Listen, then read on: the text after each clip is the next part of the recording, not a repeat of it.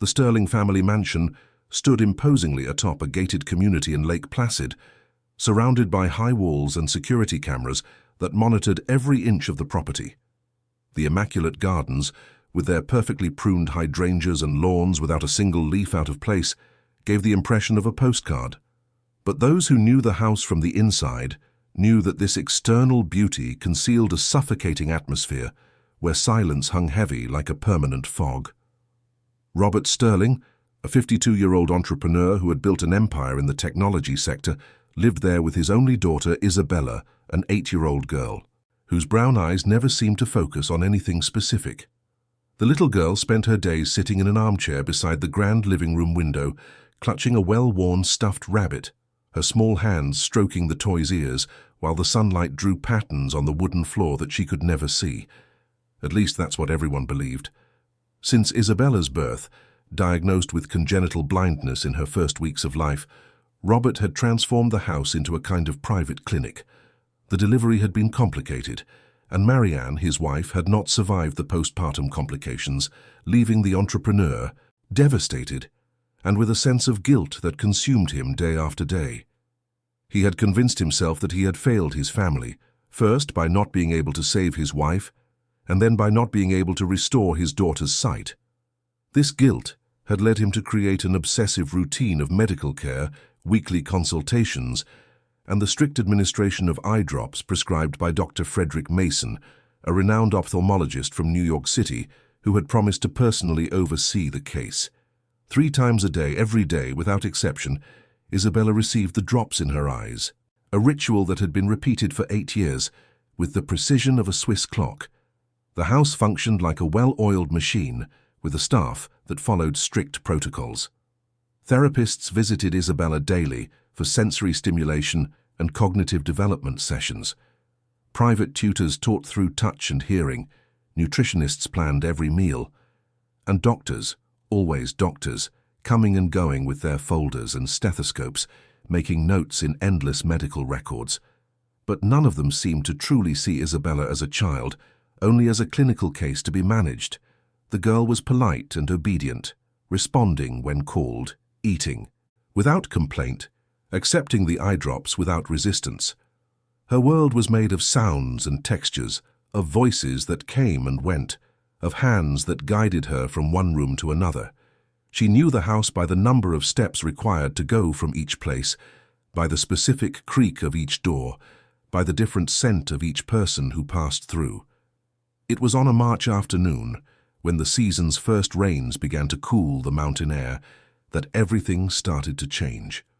Robert needed to hire a new domestic worker, as the previous one had moved, to Texas to care for her sick mother. After numerous interviews that left him dissatisfied, he finally met Marina Collins, a 32-year-old woman, slender, with brown hair tied in a simple bun and observant eyes that seemed to capture every detail around her. There was something in her gaze that conveyed both suffering and determination, a mixture that Robert wasn't quite sure how to interpret. Marina came from a difficult background, raised in an orphanage in New York City, after her father abandoned her as a baby and her mother disappeared without a trace. She had learned early on to observe people, to read between the lines, to perceive what wasn't said. These skills had helped her survive in hostile environments and develop deep empathy for those who suffered in silence. On her first day of work, Marina was introduced to the house's routine by Claudia, the housekeeper who had worked there for 5 years. The woman was efficient and professional, but she treated Isabella with a condescending pity that bothered Marina from the start. During the tour of the mansion, when they reached the main living room where Isabella was sitting, Claudia lowered her voice as if at a funeral. "The poor dear will never see anything in this life. What a tragedy, isn't it? But Mr. Sterling does everything for her. The best money can buy." Marina merely nodded, but her eyes fixed on Isabella. The girl was turned towards the window, even though she couldn't see through it, and there was something in her posture that didn't quite align with someone completely deprived of sight. It was subtle, almost imperceptible, but Marina picked up on it. In the following days, as she cleaned and organized the house, Marina discreetly observed Isabella. The girl had a strict routine. She woke at 7 in the morning, had breakfast in the dining room, always in the same spot, then had her therapy sessions, lunch at precisely noon, more therapies or lessons in the afternoon, dinner at 7, and then was taken to her room at 8. Between activities, she always returned to her armchair by the window. Marina noticed that when the sun was strong, Isabella would slightly turn her face towards the light. When a door suddenly opened, the girl blinked in a prolonged way, not the quick reflex of someone who cannot see, but something more deliberate. These were minimal details that any ordinary person would ignore. But Marina was not an ordinary person. She knew the weight of hidden secrets and the importance of paying attention to signals that others ignored. It was on a particularly radiant sunny morning that Marina decided to conduct a discreet test. As she cleaned the living room and Isabella was in her usual position, Marina walked to the heavy velvet curtains that normally remained closed to protect the furniture from sunlight. Carefully, she pulled one of the curtains open just a few inches, allowing a beam of golden light to cut across the room and directly hit the girl's face. What happened next made Marina's heart race. Isabella blinked, not once but several times, slowly and intensely, and her face contorted slightly, as if the light bothered her. It was a reaction, a clear and unequivocal reaction. Marina quickly closed the curtain and pretended to continue cleaning, but her mind was racing. That wasn't normal. A person truly blind from birth would not react to light like that. There might be some basic pupillary reflex, but the intensity of Isabella's reaction suggested something more. That night, lying in her small room, at the back of the house, Marina couldn't sleep. She thought of Isabella, that silent girl who spent her days trapped in a darkness that perhaps wasn't as absolute as everyone believed. She also thought of Robert, a man clearly tormented by guilt and love for his daughter, doing everything in his power to care for her. But what if he was wrong? What if everyone was wrong? Marina knew she was treading on dangerous ground. She was just a domestic worker, without medical training, without authority to question diagnoses made by renowned specialists. But there was something deep within her, an insistent voice that told her not to ignore what she had seen. She decided she needed to investigate further, but she would have to be extremely careful. If she was mistaken, she could lose her job and her reputation, but if she was right, she could change Isabella's life forever. In the following days, Marina began to conduct small, secret tests whenever she had the opportunity. When she was alone with Isabella in the living room, she positioned objects of contrasting colors near the girl. One day, she placed a piece of red cardstock on the light coffee table. Isabella, who was playing with her stuffed rabbit, seemed to hesitate for a moment, her head tilting slightly towards the object. On another occasion, Marina turned on a small flashlight about a meter away from the girl's eyes. Isabella turned her face, her eyes squinting towards the light. Each new test confirmed Marina's growing suspicion. There was something profoundly wrong there, and she needed to find out what. Marina's discovery grew within her like a seed sprouting in fertile ground, impossible to ignore. She knew she needed more evidence before confronting anyone, especially Robert, who was so immersed in his care routine that any questioning could be seen as an affront. The mansion continued to function like clockwork, each employee performing their role with precision, but Marina now saw everything with different eyes. She observed how Claudia applied the eye drops to Isabella 3 times a day, always at the same times, following an almost religious ritual. The drops came in opaque vials, carefully labeled with the laboratory's name and Dr. Frederick Mason's instructions. No one questioned, no one doubted. After all, the doctor was a recognized authority, and Robert had trusted him blindly since Isabella's birth. Marina began to pay attention to the moments immediately after the eye drops were applied. Isabella always became quieter, her eyelids seemed heavier, and the girl frequently rubbed her eyes with her small hands, as if feeling some discomfort. One afternoon, while organizing the second-floor library, Marina found a dusty cardboard box hidden at the back of an old cabinet. Curious, she opened it and was shocked by what she saw. Dozens of empty vials of the same eye drops Isabella used, accumulated over the years. There were vials from different periods, some with labels faded by time, all prescribed by the same doctor. Marina picked up one of the most recent vials and carefully read the label. The chemical composition was complex, with names she didn't recognize, but she wrote everything down on a piece of paper that she tucked into her apron pocket. That night, after everyone had retired to their rooms, Marina used her old cell phone to research the medication's components online. She wasn't a pharmacist or a doctor, but she had sharp, practical intelligence and knew how to find information. What she discovered sent a chill down her spine. One of the main components of the eye, drops, was a substance that, in moderate doses, served to dilate the pupil during ophthalmological exams. But several scientific articles warned that prolonged use and high dosages of this substance could cause extreme and permanent pupillary dilation, leading to an absurd sensitivity to light and severe difficulty in focusing on objects. In other words, it could simulate symptoms of functional blindness in someone who, in reality, would have the ability to see. Marina read and reread the information, her heart pounding. It was possible that Isabella wasn't truly blind, but rather kept in a state of artificially induced blindness by the very medications meant to treat her.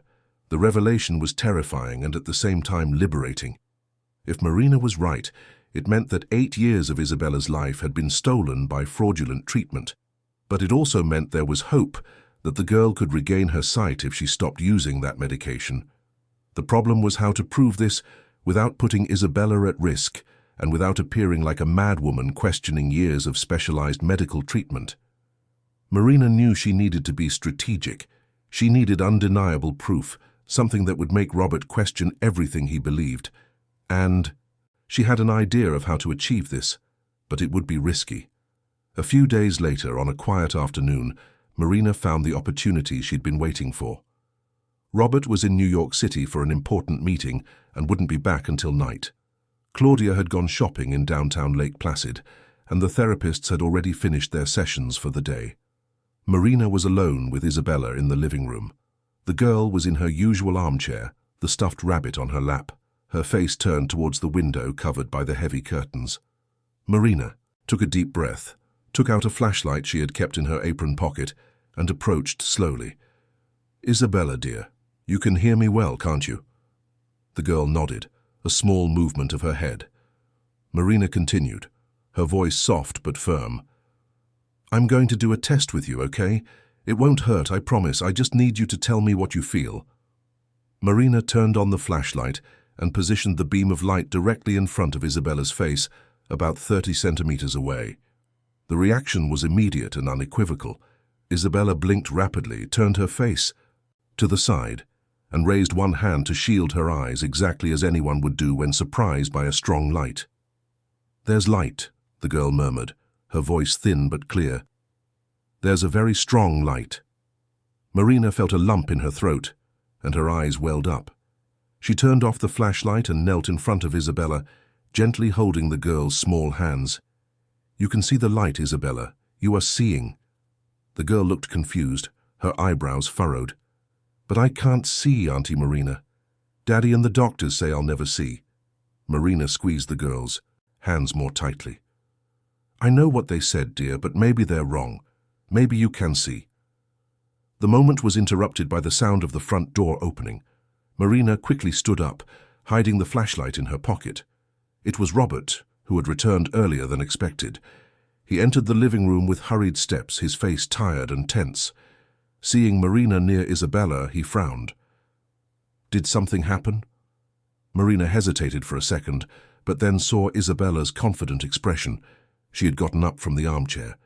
The girl took a few steps in the direction of Marina's voice, stumbling slightly but determined. "Daddy, Auntie Marina showed me a light, and I saw it, Daddy, I saw the light." Robert froze, his eyes darting between his daughter and Marina. "What did you do?" he asked, his voice low but charged with emotion. Marina knew this was the moment of truth. She could retreat, apologize, and say it was just an innocent game, or she could take the next step and risk everything. She chose the truth. "Mr. Sterling, I know this will sound absurd, but I need you to listen to me. In the past few days I've observed some reactions from Isabella that are not consistent with total blindness. She reacts to light, turns her face towards colored objects, blinks when there are sudden changes in luminosity." Robert took a step forward, his face hardening. "Are you saying my daughter isn't blind? That years of medical diagnoses, of consultations with the best specialist in the country are all wrong? And you, a domestic worker without any medical training, discovered this in a few weeks?" Incredulity and anger were evident in his voice. Marina didn't back down. "I'm not saying the doctors intentionally lied, Mr. Sterling, but I'm saying that perhaps the treatment Isabella has been receiving for 8 years might be causing precisely the symptoms it's supposed to treat. I found a box full of empty vials of the eye drops she uses. I researched the components and discovered that prolonged use can cause extreme pupillary dilation and light sensitivity that simulates blindness. Please, just consider the possibility that something is wrong." Robert looked at Isabella, who was still standing, her hands outstretched, searching for Marina. The girl seemed scared by the tension in the air. "Daddy, I saw the light," she repeated, her voice trembling. "I swear, I saw it." The entrepreneur felt the ground open beneath his feet.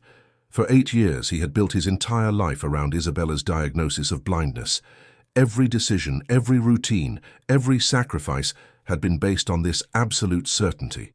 And now, an employee he barely knew was suggesting that everything could have been a terrible mistake, or worse, a fraud. He looked at Marina, at the determined eyes of this woman who dared to challenge years of specialized medicine. And then he looked at Isabella, his beloved daughter, the child he had sworn to protect from everything. Doubt, that small seed of doubt, began to grow in his heart. What if Marina was right? What if he, in his desperate attempt to care for his daughter, had allowed her true sight to be stolen? The silence that settled in the living room was as dense as the fog that covered Lake Placid on cold mornings. Robert remained motionless, processing Marina's words as he watched Isabella, who still held her hands out, searching for the employee. The girl seemed more alert than ever, as if something had awakened within her. The entrepreneur felt a whirlwind of emotions, anger that someone would have the audacity to question years of medical treatment, fear that everything he had built to protect his daughter was based on a lie, and above all, a dangerous spark of hope that he desperately tried to suppress before it consumed him completely. Because hope, when unfulfilled, was the cruelest pain that existed. Marina held her gaze steady, waiting. She knew she had crossed a dangerous line, but she couldn't turn back now. There was something greater at stake than just her job. It was a child's life, an entire life that could have been different. "Mr. Sterling," she said, in a calm but determined voice, "I understand this is difficult to accept, but what if we do a test? How about tonight we don't apply the eye drops to Isabella, just tonight, to see if there's any change? What do we have to lose with one night?" Robert stared at her as if she had suggested something absurd. "Are you crazy? I can't just interrupt a treatment prescribed by a doctor." Marina took a step forward. "With all due respect, sir, but Isabella has been using this medication for 8 years. One night without the eye drops won't cause any irreversible damage, but it might give us answers." The entrepreneur ran a hand over his tired face. He looked at Isabella, who had now sat back in the armchair, clutching the stuffed rabbit against her chest. The girl seemed to sense the tension and was quieter than usual. Robert thought of all the years he had spent administering that treatment with military discipline. He thought of Dr. Frederick Mason, the ophthalmologist he had met right after Isabella's birth and in whom he had placed absolute trust. The doctor had always been so confident, so convincing in his explanations about the girl's condition.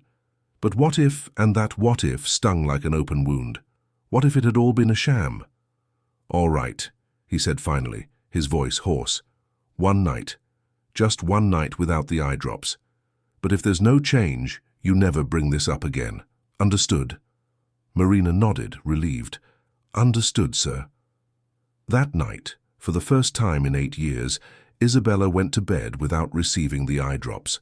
The girl found the break in routine strange and asked about the medicine, but Robert invented some excuse about the vial being empty and a new one, arriving the next day.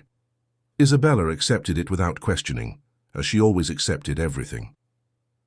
After the girl fell asleep, Robert sat in the armchair in his own room, unable to sleep. His mind wouldn't stop, revisiting every medical consultation, every conversation with Dr. Mason. Every moment he had applied those damned eye drops, thinking he was helping his daughter. The guilt he already carried from losing his wife now mingled with a new, potentially devastating guilt. What if he had been an unwitting accomplice to the theft of Isabella's sight? Marina also couldn't sleep. She knew she had gambled high, and that her continued presence in that house depended on the events of the next few hours. But she didn't regret it. There was something about Isabella that had deeply touched her heart, perhaps because she saw in the girl a reflection of herself. She too had been abandoned, left behind, forced to live in a world she hadn't chosen. And if she could give Isabella something she herself had never had, a chance to see the truth, then it would be worth any risk. Marina thought of her friend Patricia, who worked as a nurse in a hospital in New York City. Patricia had access to laboratories and knew people who could analyze that medication. If she could get a sample, she could have concrete proof. But first, she needed to see if the absence of the eye drops for one night would make any difference. Morning arrived with the singing of birds and the soft light of dawn entering through the windows. Robert got up as soon as he heard the first sounds coming from Isabella's room. He went there and found the girl already awake, sitting in bed rubbing her eyes. "Good morning, daughter," he said, approaching. "How did you sleep?" Isabella smiled, but there was something different about her face. Her eyes seemed less opaque, more focused. "I slept well, Daddy, but my eyes feel strange. They're not heavy like they usually are." Robert felt his heart race. He knelt in front of the bed and observed his daughter's eyes. Her pupils were still dilated, but not as much as usual. There was a subtle but perceptible difference. Marina appeared at the bedroom door, holding a tray with Isabella's breakfast. She and Robert exchanged a meaningful glance. The entrepreneur gestured for her to come in. Marina placed the tray on the nightstand and sat on the edge of the bed. "Isabella, dear, I'm going to do a test with you, okay?" The girl nodded, confident. Marina picked up the stuffed rabbit that was beside the bed and held it about 1/2 meter from Isabella's face. "Can you see anything?" Isabella frowned, concentrating. She blinked several times, her hands moving slightly as if she wanted to reach for something. "There's a shadow," she said, her voice hesitant. "A dark shadow in front of my face." Robert had to sit down because his legs gave way. Isabella had never described anything visually before. Her life had always been made of sounds, smells, and touches. Shadows didn't exist in her vocabulary because shadows presupposed light, and light presupposed sight. Marina moved the rabbit to the side, and Isabella turned her head following the movement. "The shadow is moving," the girl said, now more animated. "It's going over there." She pointed in the correct direction, her eyes trying to focus on the object. Robert covered his face with his hands, and Marina saw his shoulders tremble. She gently touched the entrepreneur's arm. "Mr. Sterling, I know someone who can help us, a friend of mine who works in healthcare. If we can get a sample of the medication for her to analyze, we can be sure of what's happening." Robert lifted his face, and Marina saw tears streaming down his cheeks. "Do whatever it takes," he said, his voice choked. "Find out the truth. I need to know what they did to my daughter." Marina nodded and stood up. She knew exactly where to find what she needed. She went to the cabinet where Claudia kept Isabella's medical supplies and took one of the eye drop vials that was still sealed. She put it in her bag, and when Robert was distracted comforting Isabella, sent a quick message to Patricia, explaining the situation and asking for urgent help. The reply came minutes later. Patricia, always helpful, said she could meet her over the weekend in Lake Placid and take the sample for analysis at a reliable laboratory. The next few days were a mixture of tension and hope. Robert completely suspended the administration of the eye drops, inventing excuses for Claudia and the other staff about a new medical directive he was testing. The housekeeper found it strange, but didn't question it. Isabella, in turn, began to show impressive changes.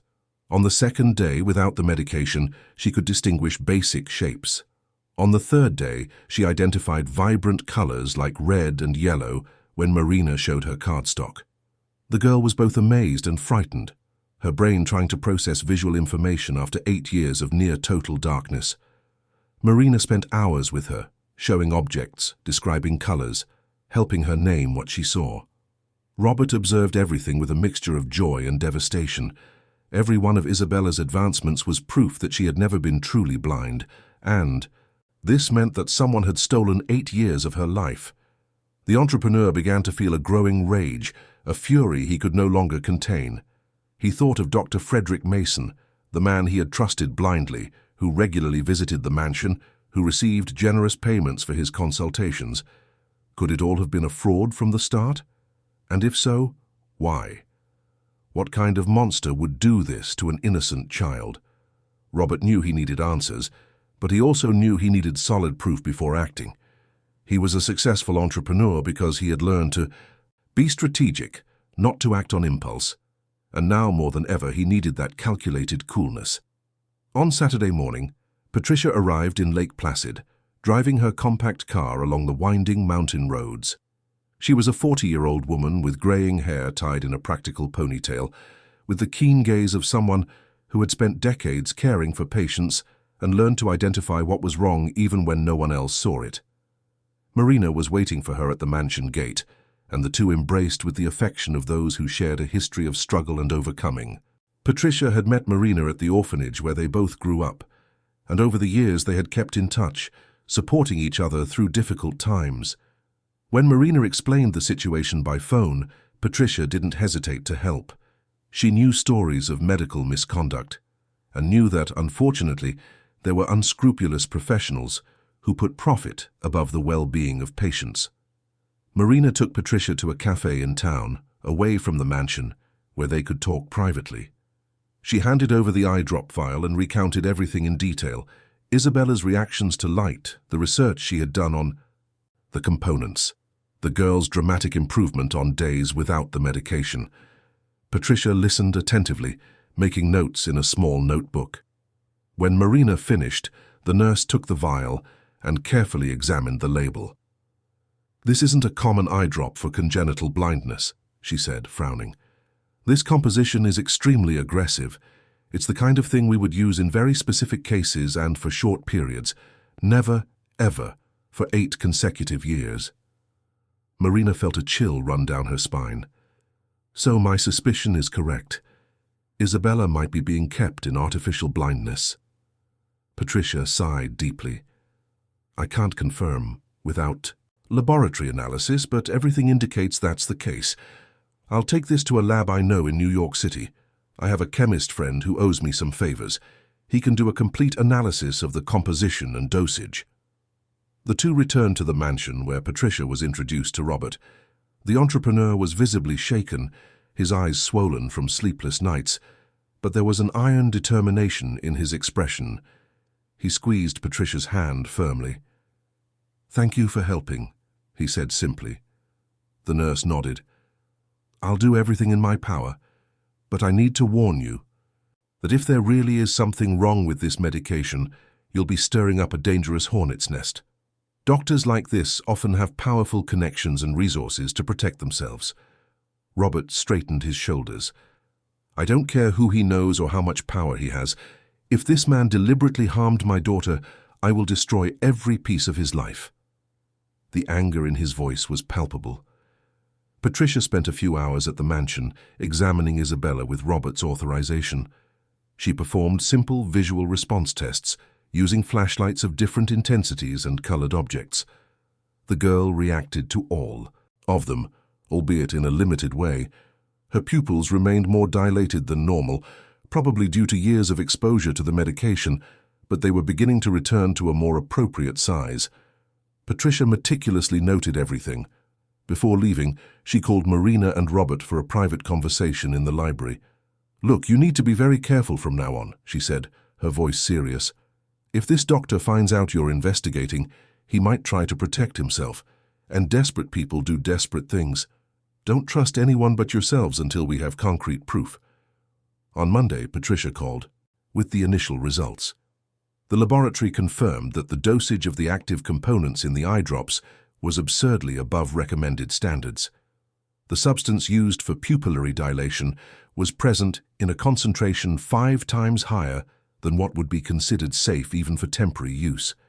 The chemist who analyzed the sample was shocked and said that prolonged use of that medication could cause permanent vision damage, in addition to creating an artificial dependence on the treatment. It was exactly what Marina had suspected. Robert listened to the report over the phone and felt his legs give way again. He was sitting in his office, the door locked, and when he hung up the phone, a cry of rage and pain escaped his throat. How could someone do this? How could a doctor, someone who had sworn to protect and heal, deliberately cause so much suffering to an innocent child? Marina knocked on the door, worried by the scream. Robert opened it, his face red with contained fury. "We have the proof," he said, his voice trembling. "That scoundrel was poisoning my daughter." Marina touched his arm. "Now we need to decide what to do. Should we go to the police? To the district attorney's office?" Robert shook his head. "Not yet. First, I need to understand the extent of this. Was Isabella the only victim, or are there more children suffering? And I need to find this doctor. I discovered he no longer practices at the office he used to go to. In fact, he's somewhat disappeared from the public eye in recent months." Marina frowned. "Isn't that suspicious? Guilty people often flee before the truth comes out." Robert was already turning on his computer. "I'll use all the resources I have to find him, and I'll find out if there are other families who went through the same thing." Robert was a man of considerable resources. His technology company had contracts with various institutions, and he knew influential people in several sectors. He discreetly hired a private investigator, a former police officer named Carlos Morgan, who worked on corporate cases but also had experience in more delicate investigations. Carlos was a 55-year-old man with graying hair, an athletic build, and a gaze that missed nothing. When Robert explained the situation, the investigator was visibly disturbed. "I have 2 grandchildren, Mr. Sterling," he said, his voice grave. "The idea that someone would do this to a child makes me sick. I will find out everything about this Dr. Frederick Mason, every detail of his life and career, and if there are other victims, I will find them." While Carlos worked, life in the mansion began to change. Isabella continued to improve day after day. A week without the eye drops, and she could already distinguish basic shapes. She recognized Marina by the shape of her hair and Robert by his beard. The girl was fascinated and frightened at the same time. "Daddy, you're taller than I thought," she said one morning, her hand touching her father's face as her eyes tried to focus. Robert cried, hugging his daughter, repeatedly asking for forgiveness for not having realized it sooner. Isabella didn't understand what was happening, but she felt that something important had changed. The house, once so silent and heavy, now had a different energy. There was hope in the air. But not all news was good. Carlos Morgan returned with worrying information. Dr. Frederick Mason had closed his practice 3 months earlier, citing personal reasons. He had cancelled his participation in medical conferences and practically disappeared from public life. But Carlos had discovered something even more disturbing. There were rumors, conversations in medical forums and among colleagues about the doctor's questionable conduct. Nothing officially proven, but whispers of dubious diagnoses and unnecessarily prolonged treatments. Carlos had also found something crucial. There were at least 3 more families in New York City and the surrounding area who had consulted Dr. Mason for cases of visual problems in children, and all had received similar long-term eye drop prescriptions. Robert decided he needed to speak with these families. Carlos had obtained their addresses and phone numbers, always discreetly and legally. The first family who agreed to talk lived in a rural town outside New York City, about 2 hours from Lake Placid. They were the Smiths, a humble couple who worked in a textile factory. They had a 10-year-old son named Raphael, who had also been a patient of Dr. Mason. Robert and Marina made the trip on a Saturday, bringing with them a copy of the laboratory reports on Isabella's eye drops. When they arrived at the Smiths' simple but well-maintained home, they were greeted with a mixture of suspicion and curiosity. Mrs. Marianne Smith, a 38-year-old woman with tired but kind eyes, invited them in. Raphael was sitting on the living room sofa, his eyes fixed on a television he couldn't see clearly. The boy had been diagnosed with progressive visual degeneration at 5 years old, and Dr. Mason had promised to stabilize the condition with rigorous treatment. 5 years later, Raphael was practically blind. Robert felt a tightening in his chest seeing the boy. It could be Isabella. It could be any child. He explained his story to the Smiths, showed them the reports, described Isabella's recovery. Mrs. Marianne began to cry silently. Her husband, Joseph Smith, man with broad shoulders and hands calloused from work, clenched his fists. "That man stole my son's sight," he said, his voice hoarse with contained rage. "We trusted him. We spent everything we had and didn't have on consultations and medications, and it was all a lie." The revelation for the Smith family was devastating and at the same time liberating. Mrs. Marianne held the laboratory reports with trembling hands, reading and rereading the technical conclusions that confirmed the medical fraud.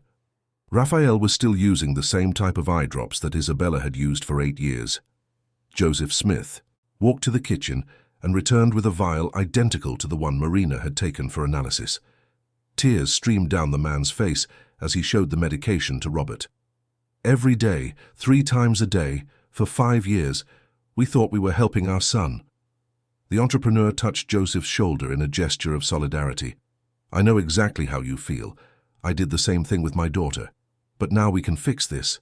We can give our children the chance they deserve, and we will make that doctor pay for everything he did." Marina sat beside Raphael on the sofa. The boy had dark, disheveled hair, and his eyes, though cloudy from the prolonged medication, held a light of intelligence that hadn't been completely extinguished. She gently touched his hand. "Raphael, my name is Marina. I care for a girl who went through the same thing as you. She's getting much better since she stopped using the medicine. Would you like to try too?" Raphael turned his face towards her voice. "I can get better? I can see again?" Marina smiled, even though he couldn't see clearly. "We believe so, but you'll need to be brave and patient. Your body needs to get rid of all that bad medicine that was harming you." Raphael nodded vigorously. "I want to try. I want to see my dad and my mum for real, not just shadows." Before leaving, Robert and the Smiths exchanged contacts and promised to keep each other informed of any developments. Robert also made it clear that when the time came to legally confront Dr. Mason, they would not be alone. He had the resources to hire the best lawyers and was willing to cover all necessary legal expenses. Joseph Smith squeezed Robert's hand, firmly, his eyes gleaming with a mixture of gratitude and anger. "We'll never forget what you're doing for us. That doctor will pay, even if it's the last thing I do in my life." Robert nodded. "He will pay. I promise you that."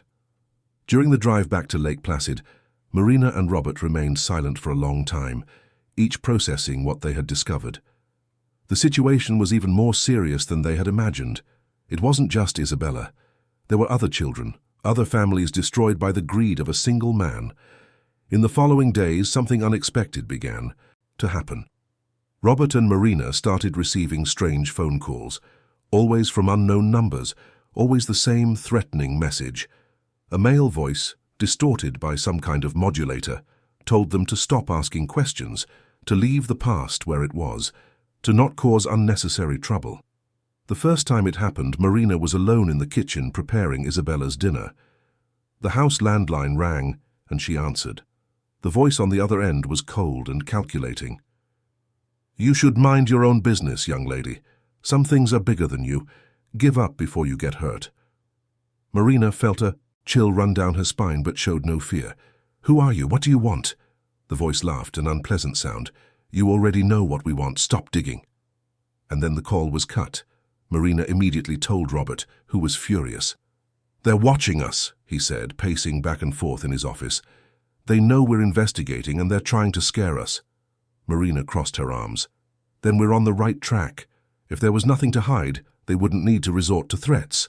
Robert agreed, but increased the mansion's security. He hired more guards, installed additional cameras, and instructed all staff to report any suspicious activity.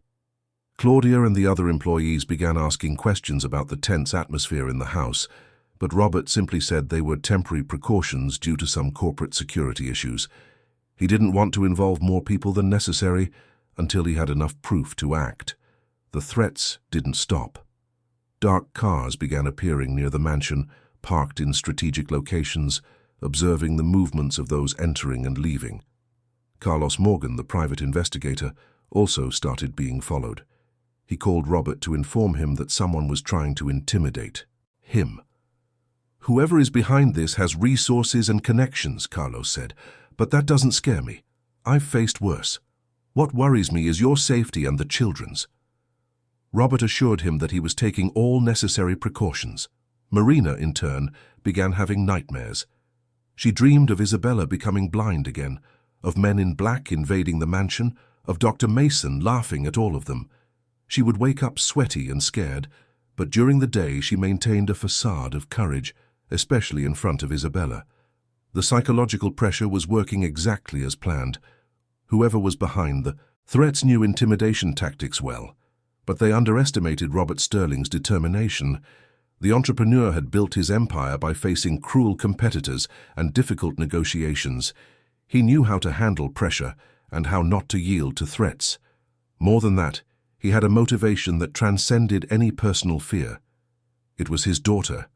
It was Isabella's life, and nothing and no one would stop him from seeking justice for her. The situation escalated when the media began to get involved. Reports started appearing in local newspapers, questioning Robert Sterling's actions. Articles planted by anonymous sources accused him of neglecting his daughter's health, of conducting dangerous experiments by suspending prescribed medical treatments, of inventing a non-existent improvement just to gain public attention and sympathy. Marina saw one of these reports in an online newspaper and felt her blood boil. "How dare they," she said, showing the article to Robert. "They're trying to destroy your reputation so no one believes you when the truth comes out." Robert read the article with a stony expression. It was a well-crafted defamation, mixing half-truths with complete lies. The text suggested he was a desperate and deluded father, putting his daughter at risk by ignoring specialized medical advice. There were even quotes from anonymous doctors questioning his sanity and judgment. It was a low blow and effective. People who didn't know the full story would easily believe that narrative. "This confirms we're dealing with something big," Robert said, his voice calm but his eyes burning with determination. "They have influence in the media. They have resources to follow and threaten us. But it also means they're scared, and scared people make mistakes." Carlos Morgan continued his investigation, now even more determined after the intimidation attempts. He discovered that Dr. Frederick Mason hadn't simply retired or taken a sabbatical. The doctor had quickly sold all his visible assets, transferred money to offshore accounts, and was preparing to leave the country. But Carlos had contacts in the federal police and managed to get an alert issued, preventing the doctor from leaving national territory until some legal matters were clarified. It was a risky move because it could alert Mason that he was being investigated, but it also ensured he wouldn't flee before they could gather enough evidence for a formal indictment. When Robert learned of this, he felt a mixture of relief and apprehension. They were approaching the final confrontation, but this also meant the danger would increase. While all this was happening, Isabella continued her extraordinary recovery. 2 weeks without the eye drops, and she could already read large letters, identify people at short distances, and distinguish moving objects. Her brain was relearning to process visual information, and the independent doctors Robert had hired to monitor her were impressed with her progress. An ethical ophthalmologist named Dr. Robert Patterson examined Isabella and confirmed that she had never been truly blind. The congenital blindness diagnosed at birth had likely been a mistake, or, worse, a deliberate lie. Examinations showed that Isabella's ocular structures were intact and functional, only severely impaired by years of using the adulterated medication. With proper treatment and time, she could recover almost all of her visual capacity. Raphael Smith had also begun his recovery process. His parents, following Robert's guidance and the doctors he recommended, suspended the eye drops, and the boy was already showing signs of improvement. Hope had been rekindled in the Smith family. Marina frequently visited their home, forming a deep friendship with Mrs. Marianne. The two women, so different in their stories yet so similar in their courage, became important allies. They knew that the path ahead would be difficult, that they would face more threats and intimidation attempts, but they also knew they couldn't give up. Lives were at stake, not just Isabella's and Raphael's, but possibly other children who were still being deceived by the same fraudulent scheme. The decisive moment arrived when Carlos Morgan finally managed to track down Dr. Frederick Mason's whereabouts. The doctor was hiding in a discreet apartment in Miami, in the coastal region of New York City, trying to organize fake documents to flee the country through illegal means. Carlos immediately informed the authorities and Robert, who decided it was time to take everything to the district attorney's office. He gathered all the evidence he had collected, the laboratory reports showing the adulteration of the medication, the testimonies of the Smith family and 2 other families who had been found and were also victims of the same scheme, bank records showing suspicious transfers, recordings of the phone threats, and even the defamatory reports that could be traced back to public relations firms linked to a large pharmaceutical laboratory that produced the fraudulent medication. Marina was with Robert when he handed the complete dossier to Prosecutor Helen Carter, a 45-year-old woman known for her integrity and for not bowing to political or corporate pressures. Helen was tall, with firm shoulders, short graying hair, and eyes that seemed to see through any lie. She analyzed the material for hours, asking detailed questions, verifying every document, every report, every testimony. When she finished, she looked at Robert with a grave expression. "Mr. Sterling, what you've brought me here is not just an isolated case of medical malpractice. This is a criminal scheme involving fraud, falsification of medical documents, adulteration of medications, and likely corruption at various levels. The people behind this have a lot of money and many connections. Are you sure you want to proceed? Do you know what you're up against?" Robert didn't hesitate. "I am absolutely sure, Prosecutor Carter. My daughter spent 8 years living in a darkness that didn't need to exist. Other children are suffering the same thing now. I will not stop until everyone responsible pays for this." The prosecutor nodded, respecting the entrepreneur's determination. "Very well. I will open a formal investigation. I will request search and seizure warrants. I will call for independent technical expertises, and I will ensure that this doctor does not flee the country. But I need to warn you that from now on, you and your family will be even more exposed. These people will try everything to protect themselves." Marina, who was sitting beside Robert, spoke for the first time. "We've already been threatened for weeks. They've tried to intimidate us, defame us, scare us, but we're still here, and will continue until the end." Helen smiled for the first time, admiring the courage of that young woman. "You are braver than many people who come through here. I will do my job and ensure that justice is served." The complaint exploded in the media within days.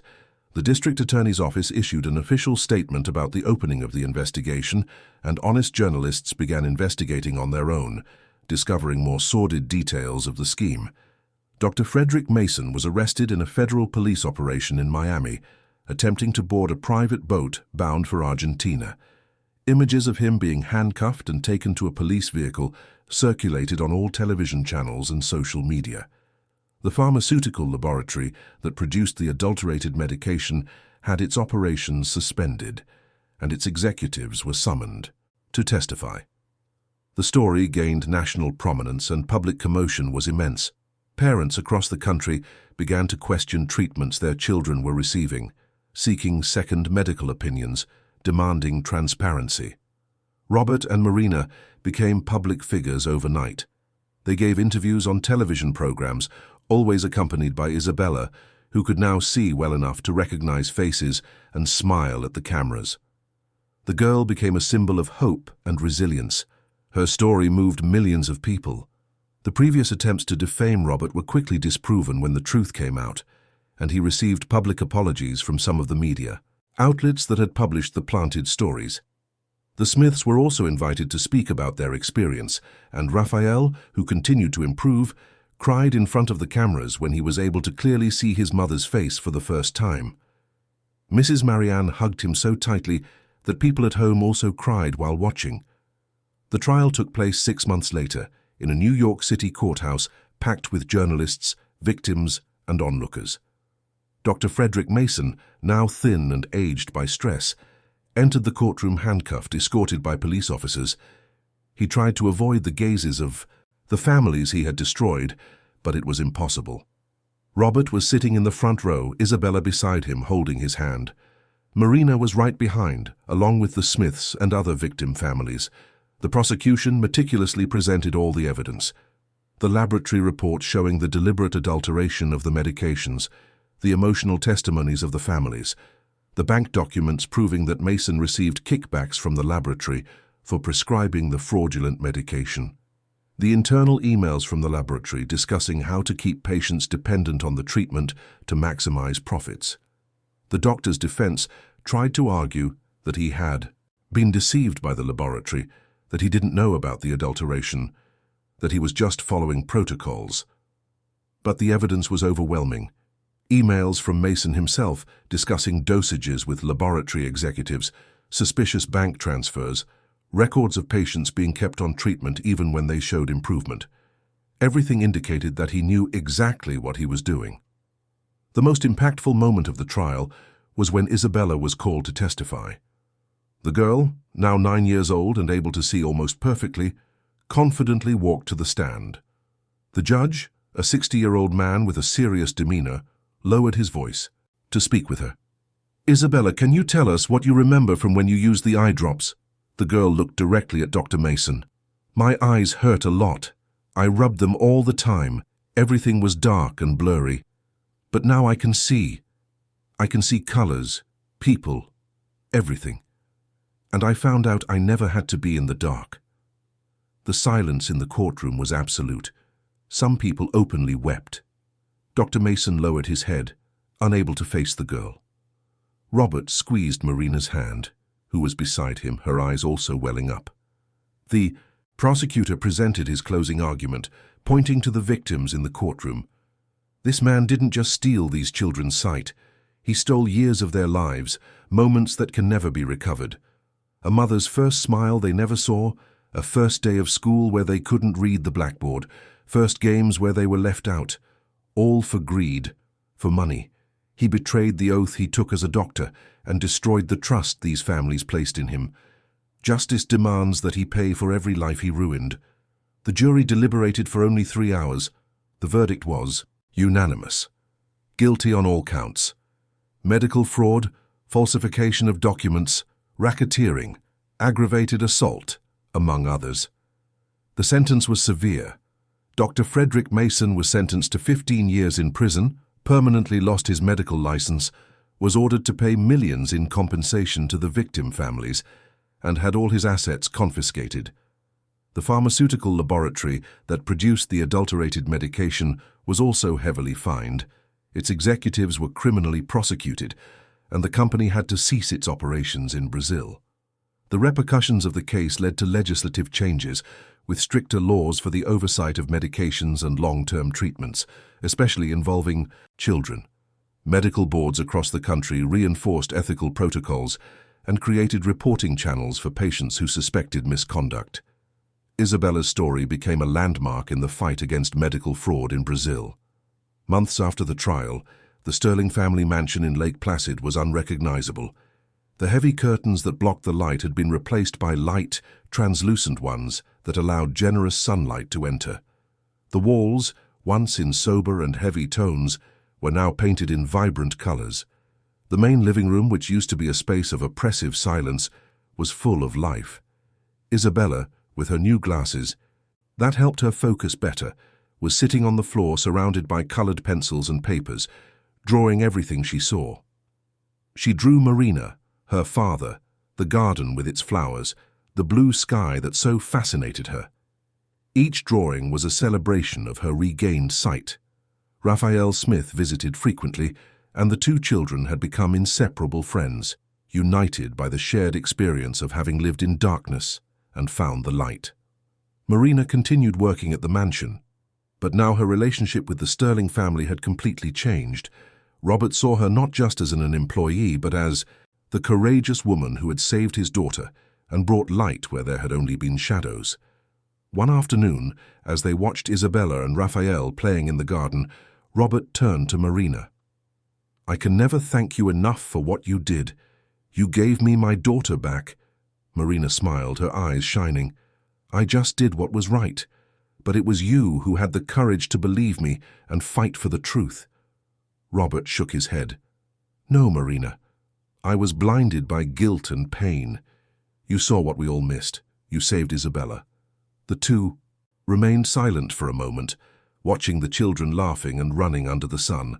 Isabella stopped playing and ran to Marina and Robert.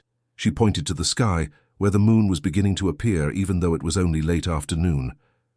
"Look, Daddy, the moon. It's white and round." Robert picked up his daughter, hugging her tightly. "Yes, my love, it's exactly like that. And you can see all of it now. Forever." Isabella hugged her father's neck and then extended an arm to Marina, who came closer and completed the embrace. "Thank you, Auntie Marina," the girl whispered, "for helping me see." Marina kissed Isabella's forehead, unable to hold back her tears. "You're welcome, dear.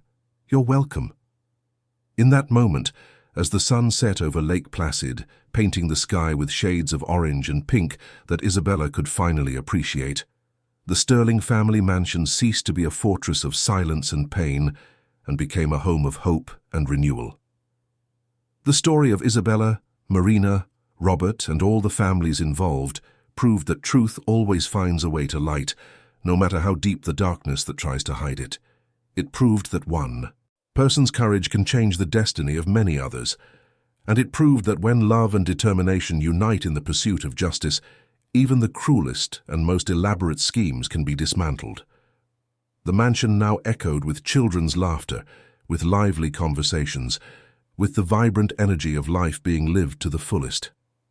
And on clear nights, when Isabella looked out her bedroom window, she saw the stars shining in the sky, each one a small miracle she never thought she could witness. And she smiled, grateful to be able to see the world, in all its colors and shapes, to finally be able to live the life she had always deserved. End of story. Dear listeners, we hope that the story of Isabella, Marina, and Robert has deeply touched your hearts. Just as Marina had the courage to question what everyone accepted as truth, we hope you too find the strength to do what is right, even when it's difficult. If this story of overcoming injustice moved you, don't forget to subscribe to our channel and like the video. Every day we bring unique narratives that show that even in the darkest moments, there is always hope and light waiting to shine. We want to know your opinion. Leave in the comments what you thought of Marina's courage, Robert's determination, and Isabella's incredible recovery. Do you know a similar story? Share it with us. Your participation enriches our community and motivates us to continue bringing stories that inspire and transform. We'll see you in the next video, and remember, the truth always finds a way to light. See you soon.